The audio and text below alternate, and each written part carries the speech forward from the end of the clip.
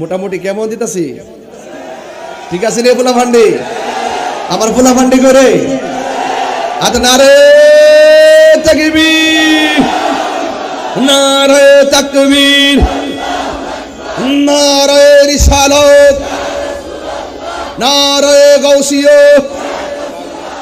আহলে সুন্নাত ওয়াল জামাত, কুরআন সুন্নাহর আলো, হো মিলাদ কিয়ামের আলো, হো নীরব না বিপ্লব, নীরব না বিপ্লব।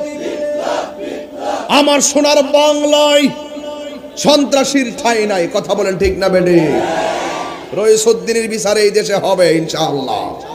হবে কি হবে না বলেন? আমি বাচ্চা থাকলে হবে। হবে যেই পুলিশ পানি দিতে যায় পানি দেয় নাই, তার ছবিটা আমি মার্ক করে তো রাখছি। এটা ইয়েজিদি আচরণ করেছে। প্রত্যেকটা ডিপার্টমেন্টে মির্জাফর থাকে।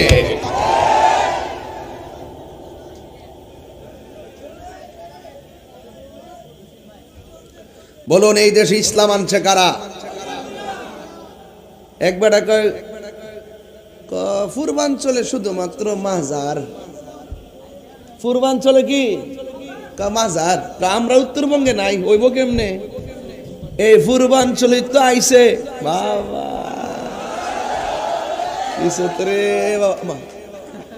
ওরে আগুন না মাশাআল্লাহ। ঠিক আছে রাখা দেবো ভাই, এটা কামে লাগবো। প্রতি ইউনিয়নে সুন্নি প্রার্থী দিতে হবে, প্রতি ওয়ার্ডে ওয়ার্ডে সুন্নি প্রার্থী দিতে হবে। কারণ আমরা দেখছি সবাই আমরা ব্যবহার করে, কিন্তু আমাদের মনের কথা সংসদে কেউ কয় না।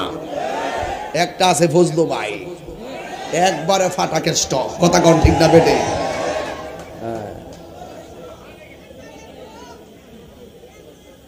কি রে কথা কইতাছি, ফুলাফান্ডির মনটা ঠিক করবার লাগে। এরা সারাদিন কষ্ট করছে, এর লাগে এরা শরীরটার একটা ভাবে আনতে আসি আর কি। কথা কোন ঠিক না বেটে? এবার আওয়াজ করে বলুন ইজ্জতের মালিককে। একবার এদিকে তো মাজার কেন, কতরিকা পন্থী কেন? আরে বেটা, উত্তরবঙ্গের চাইতে দক্ষিণবঙ্গের চাইতে সবচেয়ে বেশি ওলি আল্লাহ এই অঞ্চলে। 360 আউলিয়া বাবা শাহজালাল এই অঞ্চলে, কল্লা শহীদ রহমতুল্লাহ এই অঞ্চলে, খাজা গরিবে নওয়াজ আমাদের ভারতবর্ষে। কথা বলেন ঠিক না বেঠে? তাহলে এই বাংলাদেশের মানুষ তরিকা পন্থী হবে নাকি আমেরিকা হইব? তোমার আব্বা হইব? আমেরিকা যার বন্ধু হয় তার শত্রু লাগে না। এই দেশটার ভিতরে একটা গৃহযুদ্ধের দিকে ধাবিত হচ্ছে একমাত্র উগ্রতার কারণে। কথা বলেন ঠিক না বেঠে? বাবা হযরতে হযরতে হযরতে খাজা গরিবে নওয়াজ তিনি দুইটা অস্ত্র নিয়ে আসছিলেন এই দেশে। একটা অস্ত্রের নাম হলো কোরআন, আর একটা অস্ত্রের নাম হলো সুন্নাহ। ওনার পদ্ধতি ছিল দুইটা। একটা পদ্ধতি ছিল সুন্দর ব্যবহার, আর একটা পদ্ধতি ছিল কৌশল। কৌশল করে এক বিন্দু দিলে যেই কাজ হয়, বিনা কৌশলে কলস কলস দিলেও সে কাজ হয় না। এই জন্য আল্লাহর হাবিব সাল্লাল্লাহু আলাইহি সাল্লামের ব্যবহার শুনে কাফেররা পর্যন্ত আল আমিন বলতে বাধ্য হয়েছে। কথা বলেন ঠিক কি না? এই জন্য এই দেশের ভিতরে হযরতে খাজা গরিবে নওয়াজ এসেছেন। আপনাদের কি কষ্ট হবে? আচ্ছা বলুন তো, খাজা গরিবে নওয়াজের আব্বার নাম কি? হযরত সৈয়দ গিয়াসউদ্দিন রহমাতুল্লাহি আলাইহি। ওনার আম্মার নাম কি? হযরতে উম্মুল ওয়ারা। বাবা চলে গেলেন দুনিয়া থেকে, মাও চলে গেলেন। এই সন্তান, বাবা বাজার থেকে বাজার করে আনে, আনার পরে তুমি খাও। কেমনে বাজার করে 3 বেলা টের পাও না। বাবা মারা যাওয়ার পরে দেখবা আগের মতন বাবুগিরি ঘোরা যাবে। সংসারের দায়িত্ব নিলে বোঝা যায় বাপ কেমনে চালায়। তো ওই সন্তানের আব্বা খাজা গরিবে নওয়াজের আব্বা চলে গেছে, আম্মা চলে গেছে। সংসারের দায়িত্ব হুজুরের কাছে, তিনি বাগান পরিচর্যা করতেছে। আল্লাহু আকবার কন্যা কেন? কি পরিচর্যা করে? তখন ঠিক ওই মুহূর্তে একজন লোক বাগানের মধ্যে আসছে, পিছনে একটা ব্যাগ নিয়ে। ওনার চেহারাটা এত সুন্দর, গায়ের ভিতরে সুগ্রাণ। বলেন না সুবহানাল্লাহ। খাজা গরিবে নওয়াজ বাগান থেকে ফল তুলে দরবেশকে খাওয়ালেন। দরবেশ বলছে, তোমার নাম কি বাবা? তখন তিনি বলতেছেন আমার নাম হলো হাসান। জোরে কোন নাম কি? কয় তোমার নাম যেমন হাসান, হাসান অর্থ যেমন সুন্দর, তুমি এত সুন্দর মেহমানদারি করেছো, তোমার চেহারা যেমন সুন্দর, তোমার ভিতরটাও সুন্দর। এই আমার যুবক ভাইয়েরা, বেশি লম্বা চূড়া আলোচনা করব না গো, যতটুকু আলোচনা করব মাথা ঠিক রেখে আলোচনা করব। এবার দরবেশ ডাক দিয়ে কয়, হে হাসান, আমি তোমার কাছে খাবার চাই নাই, তুমি আমারে খাবার দিয়েছো। আমার ব্যাগের ভিতরে রুটি আছে, রুটি, এই রুটি তিনি মুখের মধ্যে নিলেন, নিয়ে চাবাইলেন। এই রুটিগুলা মুখের ভিতরে নিয়ে চাবাইয়া খাজা গরিব নওয়াজকে মুখের মধ্যে ঢুকাইয়া দিলেন। খাজা গরিব নওয়াজ সুন্দর করে পাগলার চাবানিগুলা খেয়ে ফেললেন।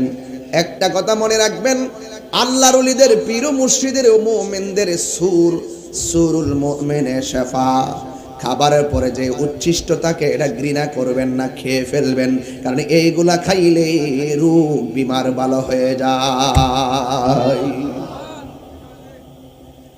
এই আমার যুবক ভাইয়েরা, ও বাজিতপুরের বন্ধু, কি ভাষায় কথা বলবো। এবার দরবেশ যখন চিবানু খাওয়ায় গেছে, খাজা গরিব নওয়াজ বলেন, আমার বাবা চলে গেছি, মা চলে গেছে, সংসারের দায়িত্ব নিয়েছিলাম, এখন কি এমন খাবার খাওয়ায়া দিয়া গেছে রে, বাড়ি আমার ভালো লাগে না, ঘর আমার ভালো লাগে না, বাগান আমার ভালো লাগে না, সব ফালাইয়া দিয়া ইনি সোজা চলে গেলেন বুখারাতে। চিৎকার মেরে কি আল্লাহু আকবার বলা যাবে না? যাওয়ার সময় সাথে একজন মানুষ ছিল, যার নাম হলো কুতুবউদ্দিন। দুইজন বুখারার মধ্যে গেল, শরীয়তের ইলম, তরিকতের ইলম, হাকিকতের ইলম, মারিফতের ইলম, কোরআন সুন্নাহর আলোকে ইলম শিক্ষা শুরু করলেন। হঠাৎ করে খাবার যে খাইলেন, মনের ভিতরে একটা আধ্যাত্মিক বাসনা জেগে উঠেছে। বন্ধুরা রে আমার, এবার পাগলা মনে মনে কয়, আমার বুখারাতে ভালো লাগে না, বাগদাদে আমার ভালো লাগে না, আমি যাব সোনার মদিনায়। পাইলে নিরালাই গো নবী, পাইলে নিরালাই, পাইলে নিরালাই গো নবী, পাইলে নিরালাই। দুই কদমে চুমু খাবো, দুই কদমে চরণে ধুলি মাখে বগাই, পাইলে নিরালাই গো নবী, পাইলে নিরালাই, পাইলে নিরালাই গো নবী, পাইলে নিরালাই। আমার নবী নূরের নবী, আমার নবী জিন্দা নবী, বলো আমার নবী নূরের নবী, আমার নবী জিন্দা নবী। ওরে দয়া করে তাই গো নবী, হাসরের বেলায় বলো না, দয়া করে হবে হাসরের বেলায়, পাইলে নিরালাই গো নবী, পাইলে নিরালাই, পাইলে নিরালাই গো নবী, পাইলে নিরালাই। দুই কদমে চুমু খাবো, দুই কদমে একটু কমাই দেবো, চরণে ধুলি মাখে বগাই, পাইলে নিরালাই গো নবী, পাইলে নিরালাই। জোরে জোরে কি আল্লাহু আকবার বলা যাবে না? আমার ভাইয়েরা, লাইনটা মনে রাখা লাগবে। তিনি মদিনায় গেছে, এই মুহূর্তে হজের জন্য অনেক হাজি মক্কা মদিনা আছে না নাই? আল্লাহরে ডাক দিয়া বলি, আল্লাহ এই বাজিতপুরে কই লাগে অনেক মানুষ আছে, তোমার নবীর নাম শুনলে পাগল হয়ে যায়, টাকা নাই দেখা মদিনা যাইতে পারে না, পয়সা নাই দেখা মদিনায় যাইতে পারে না। ও আল্লাহ, এই মুহূর্তে যারা মক্কা মদিনায় আছে আমাদেরকে ওই হাজিদের সঙ্গে আমাদেরকে শামিল করে নিয়েন, এই কথাটা আমরা নিবেদন করে বলতে চাই। খাজা গরিবে নওয়াজ যখন মদিনায় গেল, আমার নবী রওজা মুবারক দেখার মানসিকতা আছে না নাই? নবী রওজা মুবারক যারা একবার দেখবে, এদের বাড়ি ঘর ভালো লাগে না, সম্পদ ভালো লাগে না। একবার যারা মদিনাতে যায় বারবার মদিনায় যাইতে মনে চায়। মদিনায় এত সুন্দর, মদিনায় এত সুন্দর। বন্ধুগণ, আমার নবী আপনার নবী রওজা মুবারকে খাজা গরিবে নওয়াজ যখন তিনি চলে গেলেন, আমার নবী রওজা মুবারকে যাইয়া সালাম দিয়া নামাজ পড়া এবার তিনি একটু নবী রওজা মুবারকের পাশে ঘুমায়া গেলেন। যেই মাত্র ঘুমায়া গেছে, ঘুমের ঘরে স্বপ্নে দেখেন আমার নবী আপনার নবীজি খাজা গরিবে নওয়াজের ঘুমের ঘরে হাজির হইয়া গেছি। একটু তুইলা দাও। নবীরে দেখতে চান কি চান না? আরে বাবা, নবীরে স্বপ্নে দেখতে চান কি চান না? আরে মদিনায় যাইতে চান কি চান না? খাজা গরিবে নওয়াজ নবীরে দেখতে ফলাইছে। একটু আগে তো পাগলার খাওন খাইয়া পাগল হইছে, এখন আমার নবীরে দেখে জালুয়া উঠে গেছে। জোরে জোরে কি সুবহানাল্লাহ কইতেন না? নবীকে স্বপ্নে দেখা সৌভাগ্যের ব্যাপার। যারা নবীরে স্বপ্নে দেখে তাদের জন্য জাহান্নামের আগুন কি হয়ে যায়? তো যেই নবীরে দেখলে জাহান্নামের আগুন হারাম হয়ে যায়, সেই নবী কি আমাদের মতো বললে কি ঈমান থাকবো? মরার পরে বুঝবা নবী কি জিনিস। মরার আগে নবীর নাম শুনলে কলিজাত আগুন দইরা জায়গা, মরার পরে দেখবা নবী ছাড়া কবরে কেউ আপন হবে না। আপন হবে না। এবার ওই খাজা গরিবে নওয়াজ আমার নবীর দেখা ঘুম থেকে তিনি উঠে গেলেন। ঘুম থেকে যখন তিনি উঠে গেলেন, ওই মুহূর্তে আমার নবী স্বপ্নে আইসা ডাক দিয়া কয়, এ মঈনুদ্দিন, ও মঈনুদ্দিন, এমন একটা জায়গা আছে রে, যে জায়গার ভিতরে আল্লাহর নাম নেওয়ার মতো কেউ নাই, নবীর নাম নেওয়ার মতো কেউ নাই, নবীর নাম নেওয়ার মতো কেউ নাই। খাজা বাবার ওয়াজ করতেছি, আপনারা এখন বিষয় দিন কবর ওয়াজ করতাম, এগুলা তো আরো আগে দিতে হয়।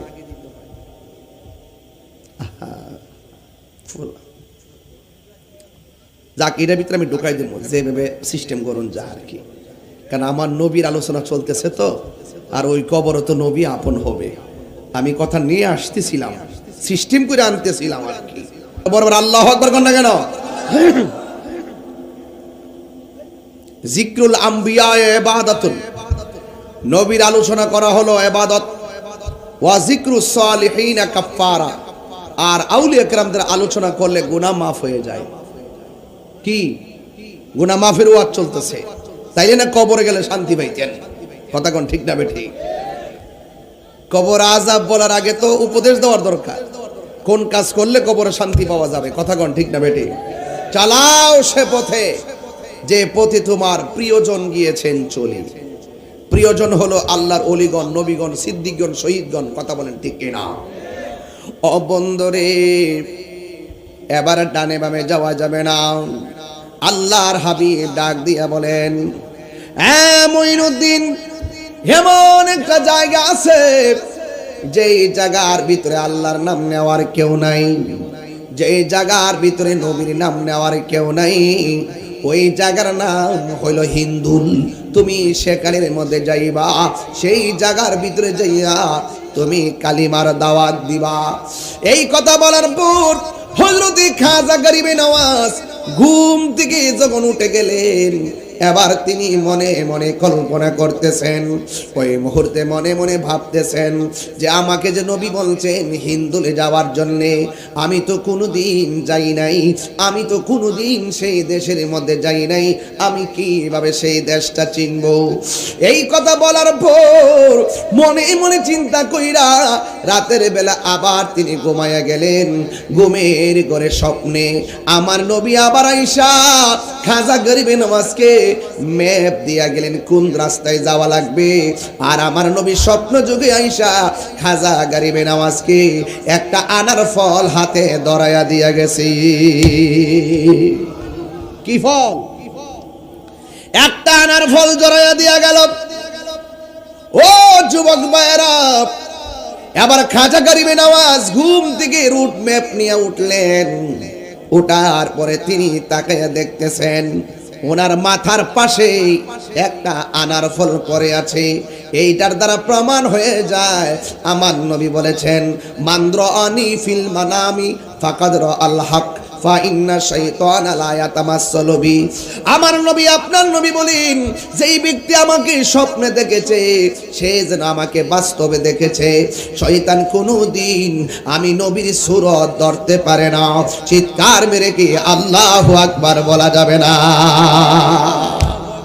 খাজা গরিবে নওয়াজ রুট ম্যাপটা লইয়া এমন একটা জায়গায় গেছে যে জায়গার ভিতরে যাওয়ার পরে ওই দেশের রাজার কাছে যাইয়া প্রস্তাব করা হলো, একদল দরবেশ আসছে, তাকে বসার জায়গা দেওয়া যায় কিনা। এবার তারে উট যেখানে রাখে পৃথ্বীরাজ রায়ের যে উট আছে, উটের পাশে একটা গোয়াল ঘর আছে, এটার পাশে একটু জায়গা দেওয়া হয়েছে। ওই খাজা গরিবে নওয়াজ যখন তিনি সেখানে গেলেন, ওখানে যাওয়ার পরে যেখানে আল্লাহর নাম নেওয়ার মতো কেউ নাই, ওনার সঙ্গে একটা কাফেলা তৈরি হয়ে গেছে। সংখ্যা হলো 40 জন। এই 40 জন নিয়ে রাত্র গভীর হয়ে গেছে। রাখাল গুলা তাকায়া দেখতেছে এই দরবেশে আল্লাহর জিকির শুরু করছে। এই জিকিরের তালে তালে উটগুলা পর্যন্ত নাচতে শুরু করে দিয়েছে। এবার রাখালগুলো রাজার কাছে যাইয়া বলে, ও রাজা, দরবেশ সেখানে এনেছেন, এমন জিকির শুরু করছি, এই জিকিরের তালে তালে উটও নাচতে শুরু করলো। এবার রাখাল যাইয়া বলে, এ দরবেশ, এই দেশের মধ্যে এই জিকির চলে না, এখান থেকে চলে যাও, এটা উট বসার জায়গা। এবার খাজা গরিবে নওয়াজ বলতেছেন, ঠিক আছে আমি চলে গেলাম, তাইলে শুনে রাখো তোমাদের উটগুলো এখানে বসে থাকুক, আমি চলে যাব। এই কথা বলার পর তারা চলে গেলেন। এবার খাজা গরিবে নওয়াজ যখন চলে গেলেন, বন্ধুরা রে আমার, আল্লাহর ওলি বলছে তোমার উট বসে থাকুক, আমি চলে গেলাম। এবার আল্লাহর লীলা খেলা বোঝা যায় না। এবার রাখালগুলো তাকায় দেখতেছে, দরবেশ যে বলছে উট বসে থাকার জন্য, উট যে বৈশা গেছে, এই উট আর দাঁড়ায় না। এবার রাখাল পৃথ্বীরাজ রায়ের কাছে যাইয়া কয়, দরবেশকে আমরা উঠাইয়া দিছিলাম, এই আল্লাহ আল্লাহ জিকির দেইকা দরবেশ বলছে উট বসার জন্য, উট আর দাঁড়ায় না। রাজা ডাক দিয়া কয়, তোরা ভুল করেছিস, দরবেশের কাছে যাইয়া ক্ষমা চা। এবার ক্ষমা চাইলেন। ক্ষমা চাওয়ার পর এবার উট আগের মতো দাঁড়ায় গেছি। এটা হলো আল্লাহর ওলিদের জবানের বেলায়েতের পাওয়ার। এবার রাজা ডাক দিয়া কয়, এ কেমন লোক আসছে, আল্লাহ আল্লাহ জিকির আর চেহারা দেইকা দাপে দাপে মানুষ মুসলমান হয়ে যাইতেছি। এবার তাকে মারার জন্য, জাদু দেওয়ার জন্য একটা জাদুঘর পাঠাইছে, যার নাম হলো সাধুরাম, যার নাম হলো সাধুরাম। এই সাধুরামকে রাজা ডাক দিয়া কয়, দেখছিস নি এখানে এমন একটা দরবেশ আসছে, আনা সাগরের পানি লুটার ভিতরে ঢুকাইয়া ফেলায়। এখানে এমন একটা দরবেশ আসছে, উঠকে বৈশা থাকলে দাঁড়ায় না, তাকে যে কোনো ভাবে জাদু দিয়া শেষ করে দিতে হবে। আমার দেশের ভিতরে জাদু টুনা করে এমন মানুষ আছে না নাই? এবার রাজা ডাক দিয়া কয়, ও সাধুরাম, ওই ওই ওই দরবেশকে জাদু দিয়া শেষ করে দেওয়া লাগবে। ওই মুহূর্তে সাধুরাম কয়, ব্যাপার না, জীবনে অনেক লোকেরে আমি শেষ করে দিছি, আমার জন্য কোনো ব্যাপার না, পাগল বানায়া ছাইরা দিমু। এবার সাধুরাম গেছে জাদু দেখাইবার জন্য, যাইয়া দেখতেছে খাজা গরিবে নওয়াজ ঘরের মধ্যে বইসা বইসা মুরাকাবা করতেছে। মুরাকাবা মানে হলো ধ্যান করা, মুরাকাবা মানে হলো চিন্তা করা, মুরাকাবা মানে হলো একটু ভাবনা করা। ওই খাজা গরিবে নওয়াজ কিসের উপরে মুরাকাবা করতেছে? খাজা গরিবে নওয়াজ বারজাখের উপরে মুরাকাবা করতেছি। এখন প্রশ্ন করবেন, হুজুর বারজাখটা কি? বারজাখ মানে হলো কবরের জিন্দেগি। ওই কবরের জিন্দেগি করার জন্য হাঁটু গাইরা তিনি বৈশা বৈশা চোখ দুইটা বন্ধ করলেন। বন্ধ কইরা মনে মনে ভাবতেছেন, আমি কোথায় ছিলাম, কোথায় থেকে কোথায় আসলাম, এখান থেকে আমি আবার কোথায় যাব। এই চিন্তা করলো। আমি যেখানে আসছি এটার নাম হলো দুনিয়া, এই দুনিয়া থেকে আমার চলে যাওয়া লাগবে। বাজিতপুরের বাবা, ঘন ঘন বৃষ্টি হইতেছে, তোমার বাবার কবরে পানি ডুইকা গলা পর্যন্ত হয়ে আছে, হাড্ডিগুলা বাসতেছে, কিন্তু কবরের খবর নেওয়ার জন্য তুমি যাও না। অথচ মাথায় যেন বৃষ্টি না পড়ে মাথার উপরে একটা সামিয়ানা দিয়ে দিলেন, কোন মাথার মধ্যে বৃষ্টি না পড়ে। অথচ এই বৃষ্টির পানিতে কবরবাসী আপনজনরা কবরে বাসতেছে, মা বাসতেছে, বাবা বাসতেছে, সন্তান বাসতেছে। সুখে কিনা দুঃখে আছে কেউ বলতে পারে না রে বাবা। এটাই হলো দুনিয়া থেকে ছেড়ে যাওয়ার জায়গা। এই জন্য বেশি বেশি মুরাকাবা করবেন। মুরাকাবা করার সময় এমন ভাবে হাত দুইটা রাইখা চোখ দুইটা বন্ধ করবেন। বন্ধ করার পরে বলবেন, কোথায় ছিলাম? নিজের বিবেককে প্রশ্ন করেন। বিবেক উত্তর দিল আল্লাহর কুদরতের উপরে। এরপরে কোথায় আসলা? কয় আল্লাহর রহমতের উপরে। বিবেককে প্রশ্ন করো, এরপরে কোথায় ছিলা? কয় রুহু জগতের ভিতরে। এরপরে কোথায় ছিলা? কয় বাবা এবং মায়ের মাধ্যমে দুনিয়াতে। দুনিয়াতে আসার পরে কি হলো? কয় দুনিয়াতে আসার পরে চললাম ফিরলাম, কিন্তু একদিন আমার চোখের সামনে বাবা চলে গেছে, একদিন আমার চোখের সামনে নানা চলে গেছে, আরে একদিন আমারও চইলা যাইতে হইব। এটার নাম হইল আত্মসমালোচনা, এটার নাম হলো আত্মশুদ্ধি। আমাকেও চলে যাওয়া লাগবে। আমি দুনিয়াতে আইলাম, আমার বাবার এলাম যেমন হইছে, আমি মারা যাওয়ার পরে আমার এলাম এমন হবে। আমার দাদার কাফন যেটা আসছে, আমি মারা যাওয়ার পরে আমার কাফন সেটাই আসবে। আমার নানুকে যেই করে শুয়াইছি, আমি মারা গেল আমাকে সেই করে শুয়াবে। এমন ভাবে তুমি মুরাকাবার ভিতরে চিন্তা করবেন। চিন্তার ভিতরে বলবেন, আমি দুনিয়াদারি করতেছি, দুনিয়াদারি করতেছি। হঠাৎ করে দেখলাম চোখের সামনে যেন কে দাঁড়ায় রইল। জিজ্ঞেস করলাম, তুমি কেডা? মুরাকাবার মধ্যে উত্তর পাইলাম, তিনি আজরাইল। মুরাকাবায় প্রশ্ন করলাম, তুমি কেন আইছো? কয় তোমার রূহটা নেওয়ার জন্যে। মুরাকাবার ভিতরে সিদ্ধান্ত হয়ে গেছে, আমি যতই পাহানা করি না কেন, মাটির নিচে ঢুকলেও আজরাইল আসলে চলে যাওয়া লাগবে। বিদেশ চলে গেল আজরাইল আসলে আমাকে চলে যাওয়া লাগবে। হসপিটালের ভিতরে কোটি কোটি টাকা নিয়ে ঢুকলেও আমাকে চলে যাওয়া লাগবে। সিদ্ধান্ত ফাইনাল হয়ে গেল, আমি মুরাকাবার ভিতরে সিদ্ধান্ত ফাইনাল, আজরাইল আমাকে নিয়ে যাবে। রুহুটার ভিতরে হাত দিছে, কত যে কষ্ট, কত কষ্ট। অনেক মানুষেরই বুঝি নাক দিয়া রক্ত চলে আসে, অনেকের বুঝি কান দিয়া রক্ত চলে আসে, অনেকে বুঝি পায়খানা পসরা কইরা বাসায় দেয়, অনেকে বুঝি হাড্ডিগুলা খুইলা যায়, অনেকের বুঝি রগগুলা টাস টাস করে ছিঁড়া যায়। মুরাকাবার মধ্যে সিদ্ধান্ত হয়ে গেল, আমি বেঈমান হলে আমার রক ছিঁড়ে যাবে। মুরাকাবার ভিতরে সিদ্ধান্ত হলো, আমি বেঈমান হলে আমার রক্তগুলা পানি হয়ে যাবে। আমি বেঈমান হইলে জিহ্বাটারে কামড় দিয়া চোখ দুইটারে উল্টায়া দিব। এটাই সিদ্ধান্ত হয়ে গেল। আজরাইল আমার ধরল, এই দুনিয়ার মানুষ টাকার ভাগ্নে পয়সার ভাগ নেই, বাড়ি ঘরের সম্পদের ভাগ নেই, কিন্তু মরণের কষ্টের ভাগ পৃথিবীর কেউ নেই না রে।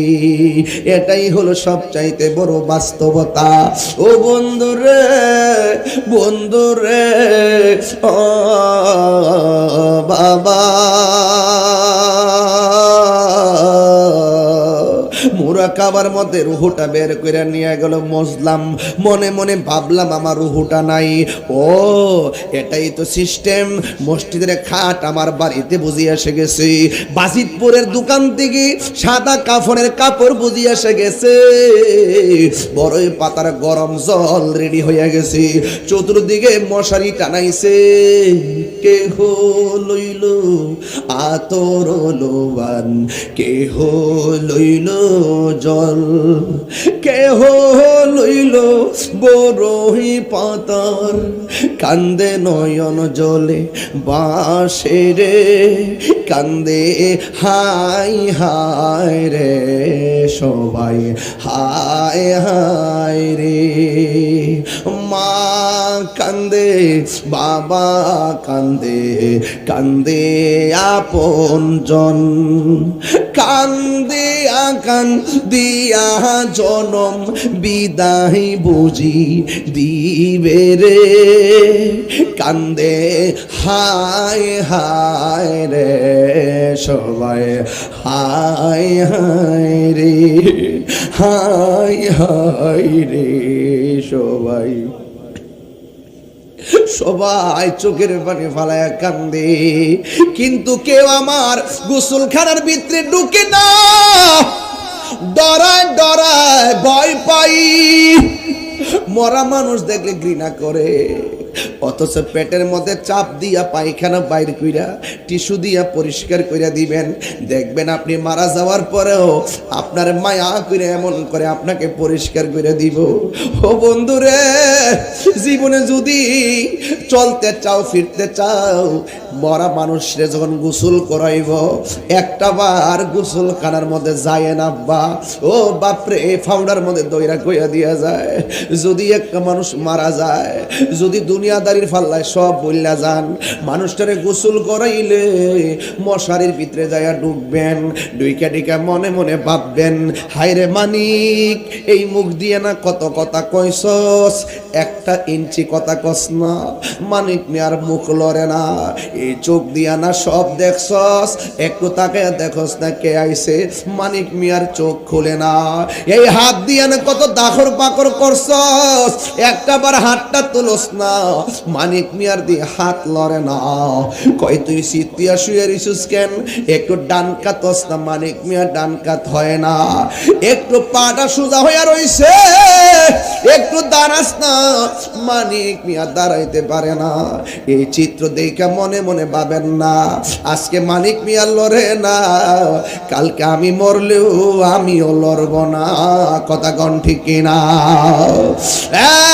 বন্ধু, মসজিদের খাট এসে গেছে, আমারে কসকো সাবান দিয়া উজু করাইয়া খিলাল করাইয়া আমারে গোসলটা করাইলো।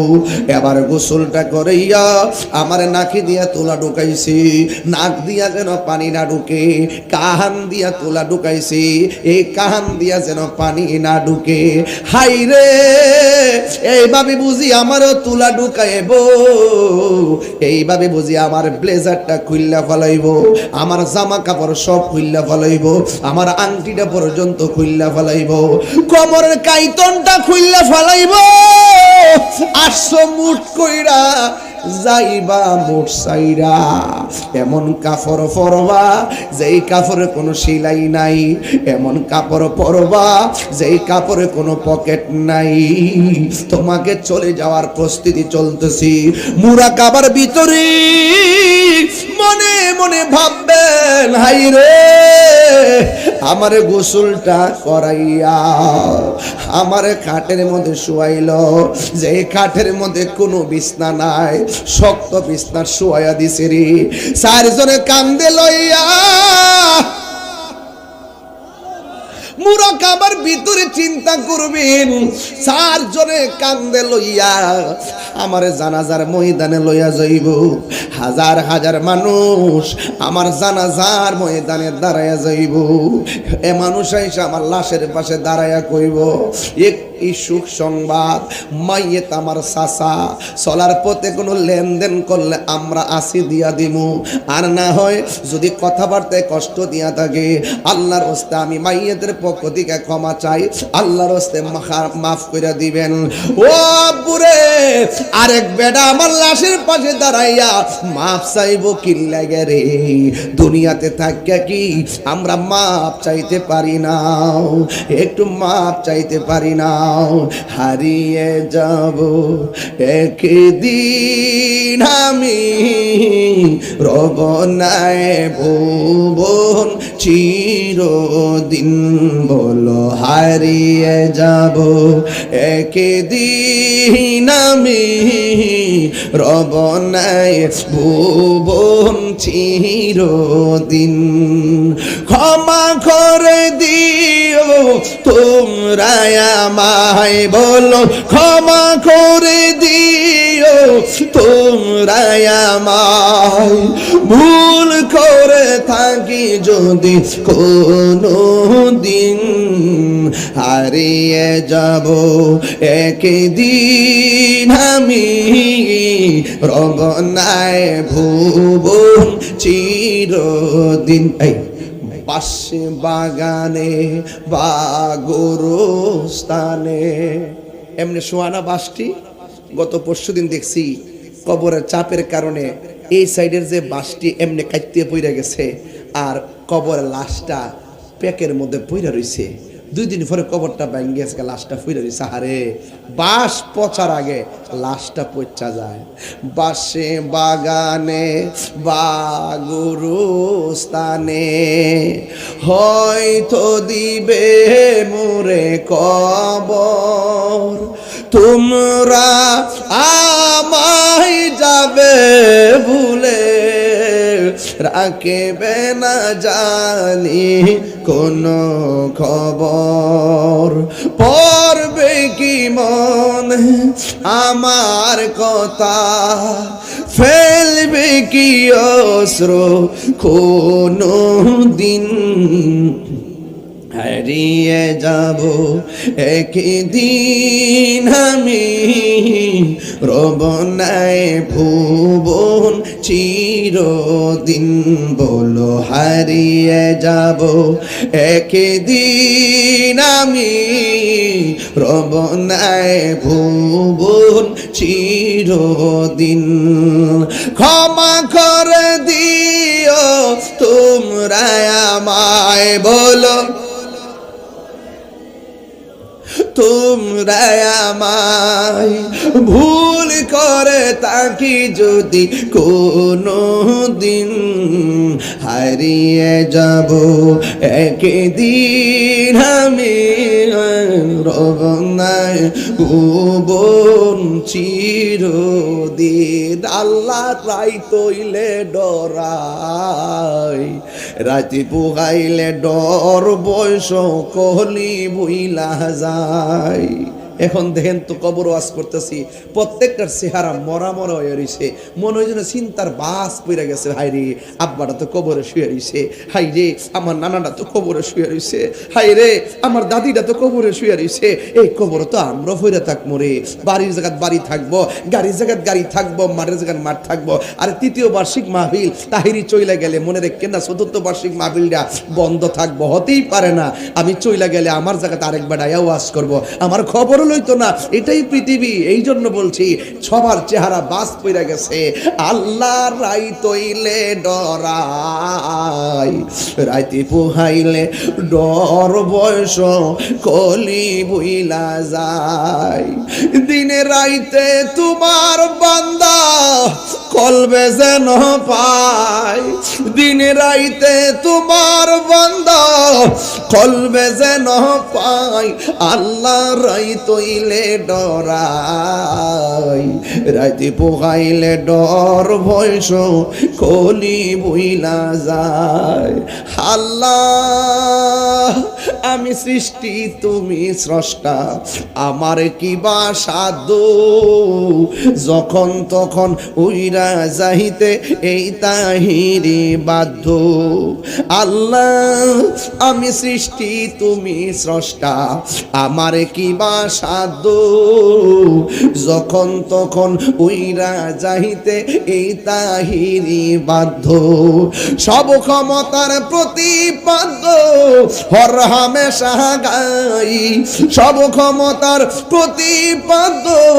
হর হামেশা গাই আল্লাহ রাইতইলে ডরাই রাইতে পোহাইলে ডর বয়স খলি বুইলা যায় আল্লাহ রাইতইলে ডরাই রাইতে পোহাইলে ডর বয়স খলি বুইলা যায় আন্দারপুরের মানুষ আমি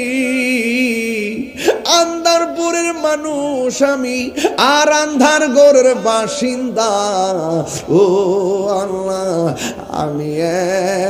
আমি এক পাপিষ্ট বান্দা যাওয়া লাগবে রে এমন গুনাহ করছি আমার ভাই জানে না এমন গুনাহ করছি আমার বোন জানে না এই যে মাইকটা ধরছি 1 ঘন্টা সময় হয়ে গেছে মনে হয় যেন কেবল মাঠটাতে উঠলাম মাত্র এই 1 ঘন্টা সময় আমার জীবন থেকে চিরদিনের জন্য বিদায় হয়ে গেছে লক্ষ কোটি টাকা দিলেও আমার হায়াতের খাতায় আর আসবে না বাংলাদেশের সবচাইতে ধনী জহিরুল ইসলাম সাহেব এখনো ওখানে কবরটা আছে না নাই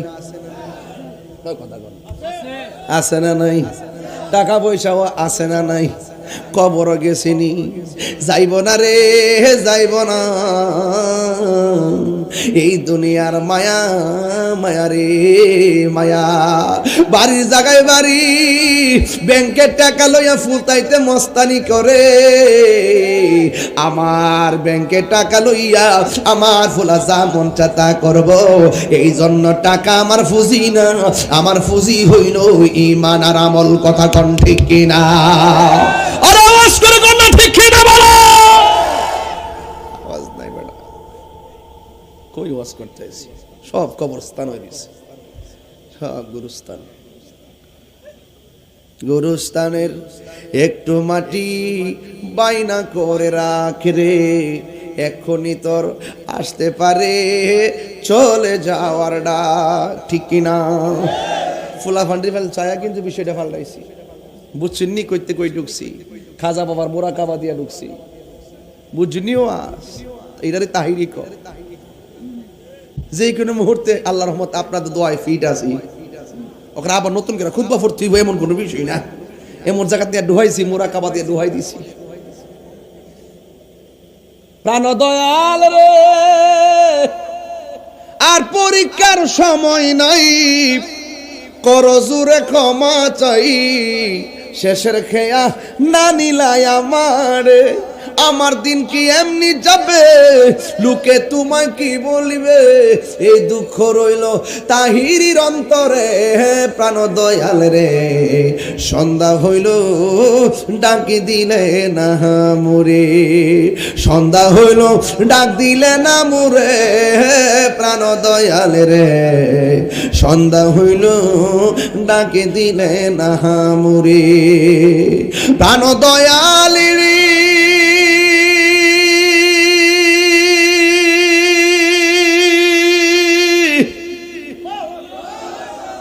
গৃহস্থরা দলে দলে হাঁস মুরগি কতই পালে, সন্ধ্যা হলে ডাক দিয়া লয় ঘরে।